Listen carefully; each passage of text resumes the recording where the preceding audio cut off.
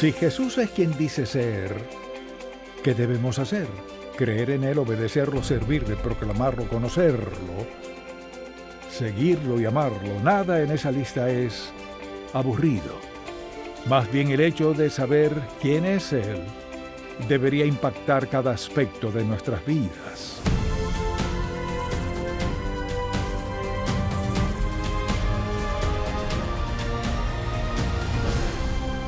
Hace 4 décadas fundamos Ministerios en Contacto para guiar a todo creyente a cultivar una relación más estrecha con Jesucristo. Con los años hemos visto la grandeza de Dios, su amor y su bendición de formas tan maravillosas que queremos que todo el mundo conozca al Señor. Así que abramos la palabra de Dios y busquémoslo juntos.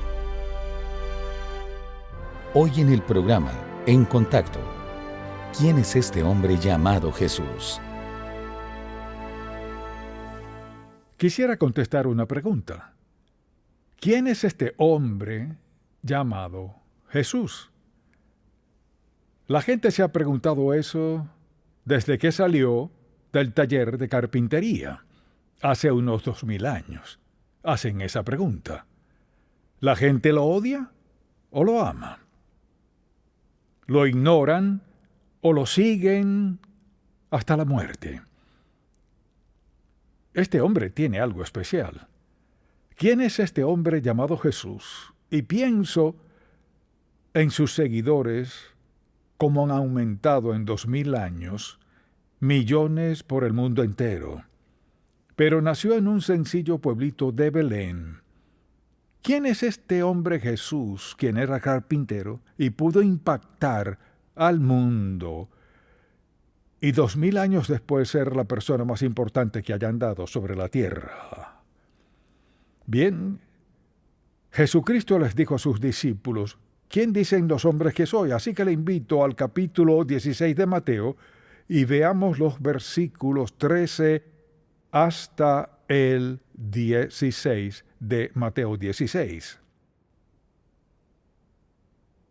Dice la Biblia: viniendo Jesús a la región de Cesarea de Filipo, preguntó a sus discípulos diciendo, ¿quién dicen los hombres que es el Hijo del Hombre?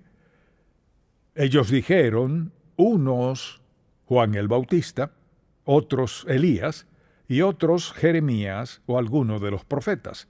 Y él les dijo, ¿y vosotros quién decís que soy yo? Me pregunto lo que hubiera contestado usted en aquel entonces, ¿quién decís que soy yo? Luego, respondiendo Simón Pedro, dijo, tú eres el Cristo, o sea, el Mesías, a quien esperábamos, el Mesías, el Hijo del Dios viviente. Con eso en mente, pensemos por un momento, celebramos su nacimiento y lo llamamos Navidad. Lo adoramos, nos postramos ante Él y lo llamamos Señor. Y oramos en su nombre y lo llamamos Jesús.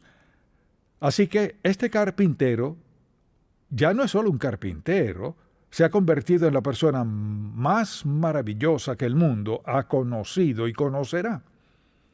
Entonces, la respuesta a la pregunta, ¿quién es Él? La Biblia dice que es el Cristo, o sea, el Mesías.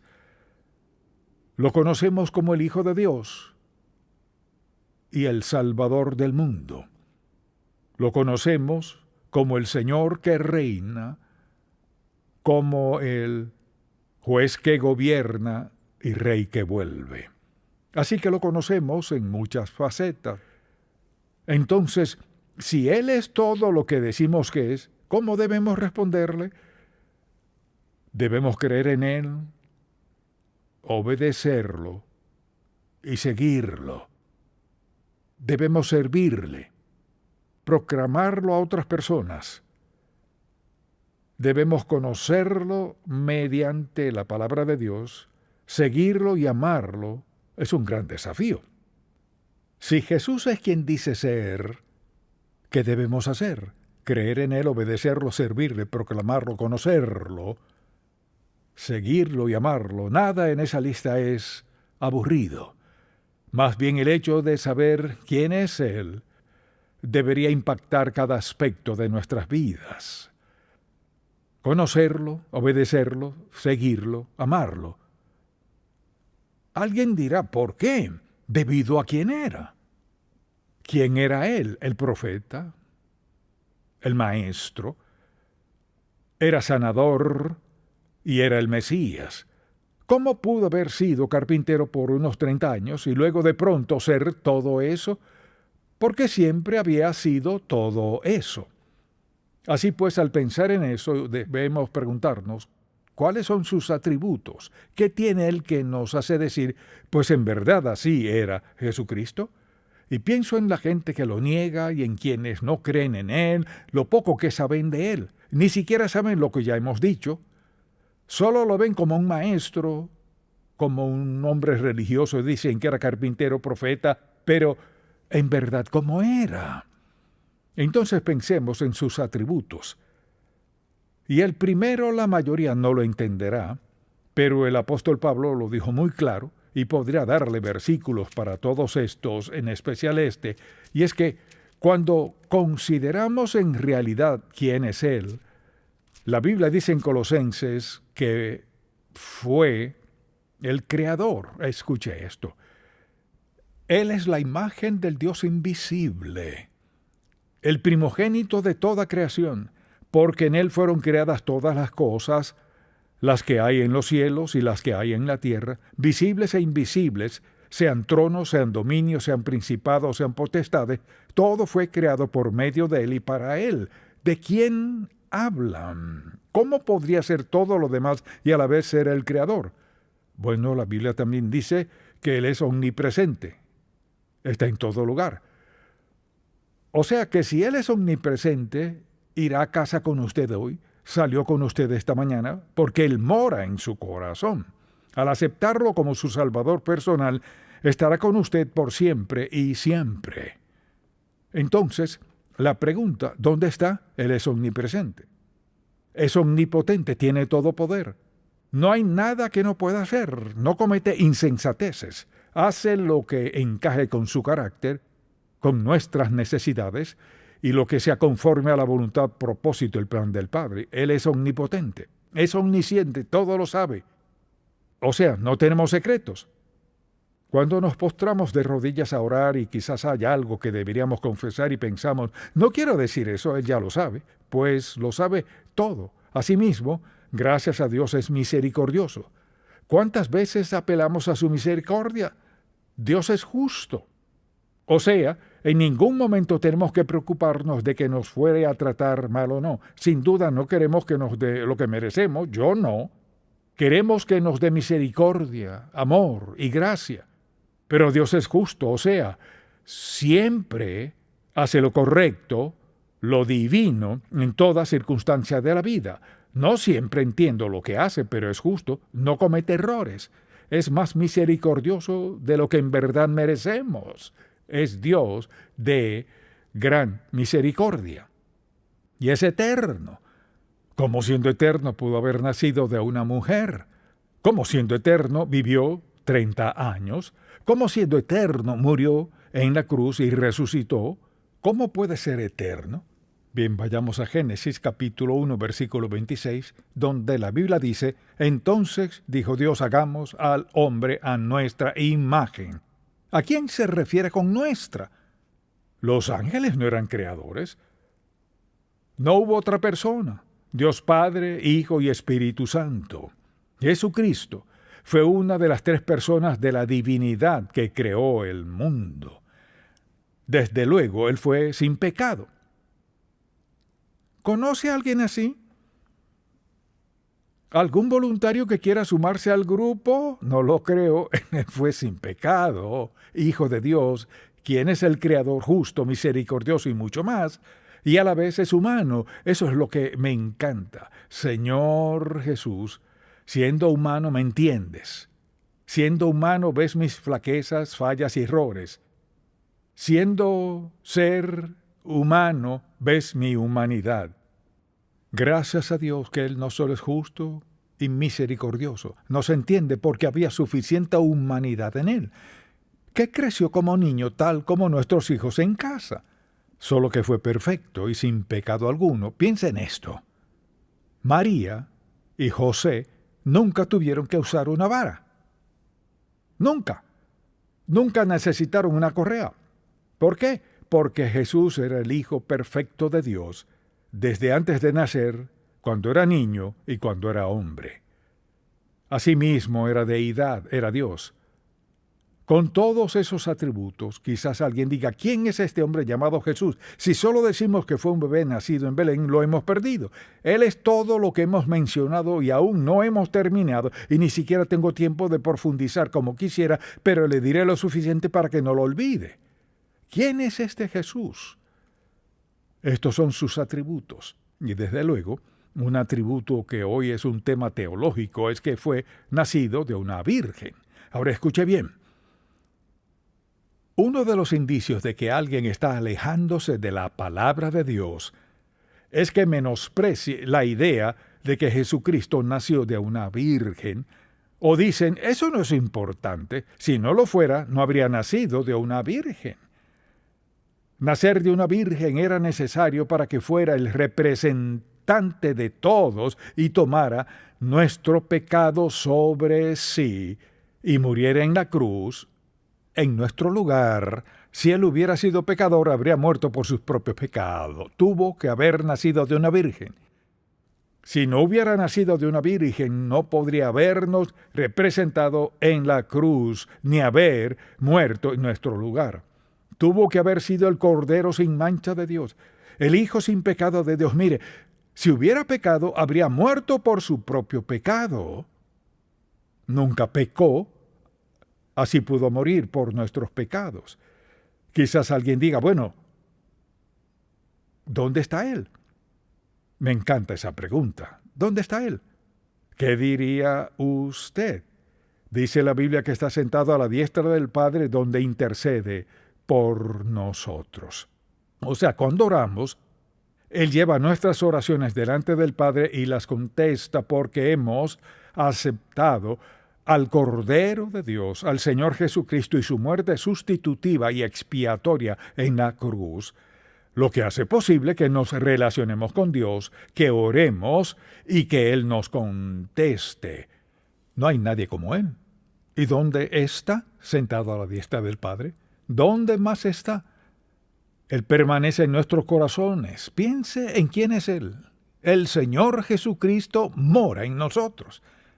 El Señor Jesús consideró eso importante. Por eso usó términos como permanecer en nosotros y que permanecemos en Él. Como el pámpano permanece en la vid, así Él permanece en nosotros. Cada creyente sin excepción está sellado en su corazón con la presencia misma de Jesucristo. ¿Dónde está Él? Donde ha estado desde el momento en que decimos acepto a Jesucristo como mi Salvador personal. Nadie más podría hacer eso salvo Él. Somos, como siempre, hijos de Dios, no por nuestra conducta, sino porque Cristo mora en nosotros. Eso nos hace muy especiales. Recuerde esto, la Biblia dice, al aceptar a Cristo como nuestro Salvador, somos sellados por el Espíritu Santo hasta el día de redención, hasta que nos llame su presencia. Somos sus hijos para siempre. ¿Dónde está Él? Sentado a la diestra del Padre, dice que está intercediendo por nosotros y también mora en nuestros corazones. Pensemos en esto. Nunca podemos estar sin Él, si ya lo tenemos. Una vez que Cristo nos haya salvado, nunca podemos estar sin Él. Por eso podemos confiar en Él, creerle, clamarle a Él y saber que está con nosotros. Dijo, no te desampararé ni te dejaré. Entonces, siendo lo que es, ¿cuál es su misión en la tierra? En primer lugar, su misión es revelar al Padre. Recordemos lo que dijo Jesús. Si me han visto a mí, ¿han visto a quién? Han visto al Padre. Luego dijo, yo y el Padre uno somos. Mire, Dios vino, Jesús vino, Dios en la persona de Jesús vino con el propósito principal de decir, así es el Padre. Así piensa Dios. Si consideramos a los judíos de aquel entonces, en especial los grupos religiosos de fariseos y saduceos, quienes se suponía que sabían todo acerca de Dios, pero lo conocían muy poco, Jesucristo vino a revelarnos quién es Dios. misericordioso, bueno, perdonador, justo, y todo lo que es cierto de Jesús es cierto de Dios. Entonces, la persona que nunca nos dejará ni nos desamparará, la persona que es profeta, maestro y sanador, es quien mora dentro de nosotros, mediante el poder del Espíritu Santo. Vino a revelar al Padre y luego a redimir a la humanidad mediante su sangre derramada. En la cruz todos somos salvos del mismo modo. Quizás sea salvo desde joven, sabía poco, tal vez en avanzada edad sabía más. Pero todos fuimos salvos del mismo modo. Confesamos nuestros pecados y nos arrepentimos de ellos y confesamos a Jesucristo como nuestro Salvador y Señor, como dijo Pablo, que si confesares con tu boca que Jesús es el Señor, Él le perdonará, escribirá su nombre en el libro de vida y será hijo de Dios para siempre. Jesús vino a revelar la clase de Dios que nos salvaría. La clase de Dios que nos salvaría es quien nos amó lo suficiente para crucificar a su propio Hijo para así pagar toda nuestra deuda de pecado. Nadie como Él. Asimismo, Él vino para asegurarnos de la vida después de la muerte. Cuando Jesucristo resucitó de la tumba, resolvió de una vez por todas que hay vida más allá de esta. Piensa en las miles de personas que vivieron antes y creían en algo después de la muerte, que era el caso de la mayoría y quizás también sea el caso de la mayoría hoy, pero la gente no tiene seguridad al respecto. Cristo resolvió esa duda una vez que murió en la cruz y pagó nuestra deuda de pecado. Si hubieran sepultado a Jesús, sellado en una tumba, y pudiéramos ir a la misma tumba hoy y dijeran que ha estado sellado por 2000 años y que Él sigue allí, eso sería como otros grandes líderes del mundo, supuestamente grandes, que han muerto y se pueden visitar sus tumbas, etc. No, Cristo resucitó de la tumba, resolvió de una vez por todas que todo lo que había dicho era cierto. Imagínese que no hubiera resucitado. ¿Qué pensaría de algunas de las cosas que dijo? Pero no tenemos escape. Dijo, así es como quiero que vivan. Esta es la vida que les daré. Este es el poder para hacerlo. Y estaré con ustedes hasta el fin del mundo. Él es el Hijo del Dios viviente. Y pienso en lo siguiente. No solo nos da la promesa de la vida después de la muerte, también nos prometió una resurrección. Permítame preguntarle, ¿cree que cuando usted muera Jesucristo lo llevará al cielo? Bueno, 10 de ustedes lo creen. ¿En realidad cree usted que irá al cielo cuando muera? ¿En qué se basa para ir? ¿Por su conducta? ¿En la cantidad que ha dado? ¿En lo bueno que ha sido? ¿Qué es? La cruz. La sangre de Cristo, la promesa de salvación. Él escribió su nombre en el libro de la vida y nadie puede borrarlo, no importa lo que digan, no hagan. Es el Cristo vivo, el carpintero. El carpintero que nació en Belén es el Salvador que vive en nuestros corazones. Es el Señor que reina a la diestra del Padre e intercede por nosotros. Es el mejor amigo que tendremos. Nadie como Él. Y si pensamos en esto, la Biblia habla de esta vida abundante. Jesús dijo, les daré una vida abundante. ¿Qué es la vida abundante? ¿Alguna vez ha pensado en eso? Abundancia implica gran cantidad. Piensa en todo lo que tiene como resultado de ser seguidor de Cristo. O sea, agotaría su cerebro al tratar de pensar en todo lo que Dios le ha dado, todo lo que Dios ha hecho por usted y lo que hace momento a momento, todo lo que le ha prometido. Ese es Jesús, ese carpintero. Dejó sus herramientas, recogió ¿qué? El llamado del Padre y ha transformado al mundo y seguirá transformándolo hasta el día que vuelva otra vez. Cualquiera cosa que lo desacredite, de la manera que sea, es del todo profano.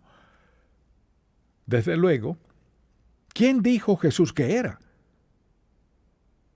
Seguro puede mencionarlos todos. Comencemos con Él es el buen pastor, ¿cierto? Él es el pan de vida. Él es la vid. Habla de eso en Juan capítulo 15. Dice, yo soy el camino, la verdad y la vida. Nadie viene al Padre sino por mí. Dijo, yo soy la luz del mundo y soy la puerta. No hay nadie como Él. Así es Él. Al pensar en su nombre, lo llamamos Jesús, el Mesías, etc.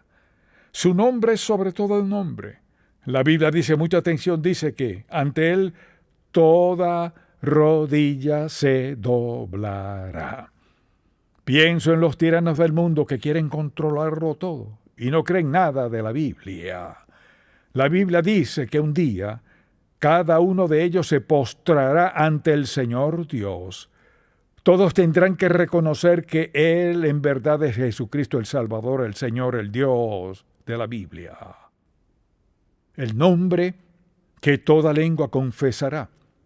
La Biblia dice, toda lengua confesará que Jesucristo es el Señor para gloria de Dios. Dicen las Sagradas Escrituras que es el único nombre en que podemos ser salvos. Un nombre dado por un ángel, indicado por su misión en la tierra, el libertador. Y toda la historia, piénselo, todas esas grandes personalidades, pero ¿no es interesante que la historia se haya dividido por él antes de quién? De Cristo, después de Cristo? Todo el tiempo. No hay nada ni nadie que se compare con él. Y la Biblia dice que él es el Hijo unigénito de Dios. El Hijo unigénito, no hay nadie como él. Es uno con el Padre. Piensa en esto. Pienso en quienes hacen alarde de cuántos libros han escrito y de lo que han hecho. Mire, Jesucristo nunca escribió un libro. Él es el tema del libro más grande. Nunca compuso una canción. Es el tema de miles y miles de canciones. Nunca fue dueño de una casa, pero fue a prepararnos una. Nunca ha viajado más de 160 kilómetros de donde vivía. ¿Cree que viajó mucho? El mundo entero estaba en su presencia.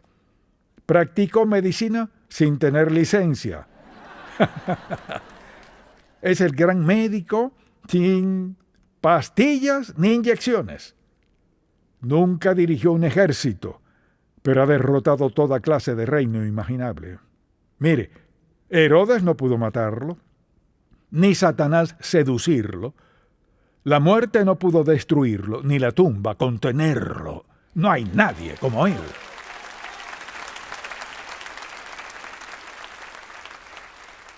Piense en todos los nombres que se le dan en la Biblia. Él es el Rey de Reyes, Él es el Hijo de Dios, es el Cordero de Dios, la Rosa de Sarón, el Señor de Señores, el Gran Sumo Sacerdote, la Estrella de la Mañana, el Príncipe de Paz, Admirable Consejero, Emanuel, el Verbo de Dios, el Profeta, el Alfa y la Omega. ¿Qué le parece ese nombre? Ese es Jesucristo. Todos esos nombres describen algo bien de su carácter, sus atributos o su misión. Ahora, quizás esté sentado aquí y no es creyente. ¿Cree que algún día morirá e irá al cielo porque ha sido bueno? No. Nuestro Padre Celestial envió a su Hijo a la cruz a morir, a dar su sangre en la crucifixión más atroz.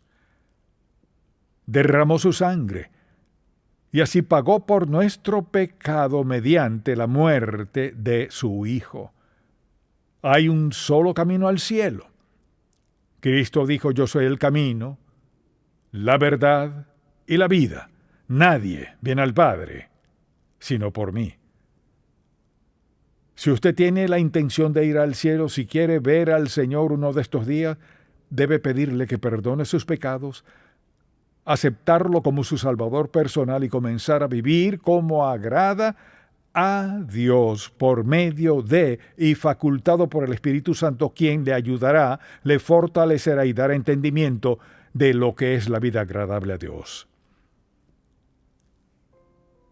Pero algo que no puede hacer es decir que nunca ha escuchado la verdad, que no sabía quién era Jesucristo. La Biblia dice que toda rodilla se doblará y toda lengua confesará que Jesucristo es el Señor para gloria de Dios.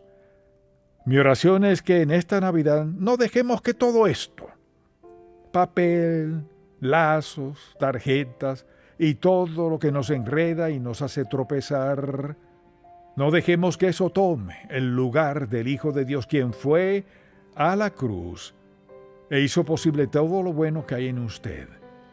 Y llamamos su nombre, ¿qué? Digámoslo con entusiasmo: Jesús. Amén, amén, amén.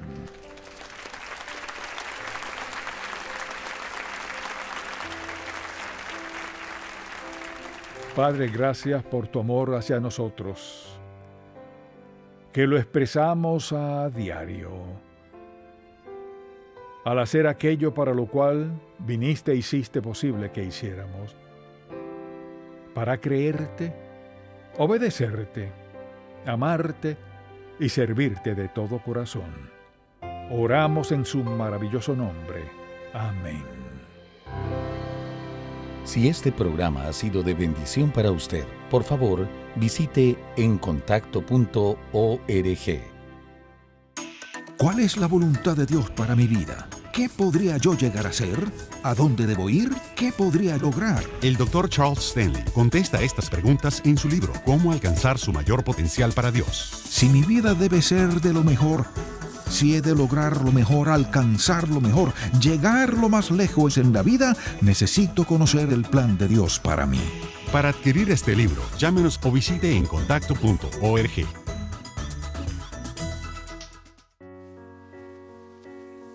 ¿Estás casi listo? Sí, papá. No te olvides de llamarnos cuando llegues. No, papá. Tengo algo más que quiero que te lleves. Hijo, esto es lo más importante que puedo darte. Dios solo quiere lo mejor para ti. Quiere que pases tiempo con Él todos los días. Así lo haré, te lo prometo. Estoy muy orgulloso de ti.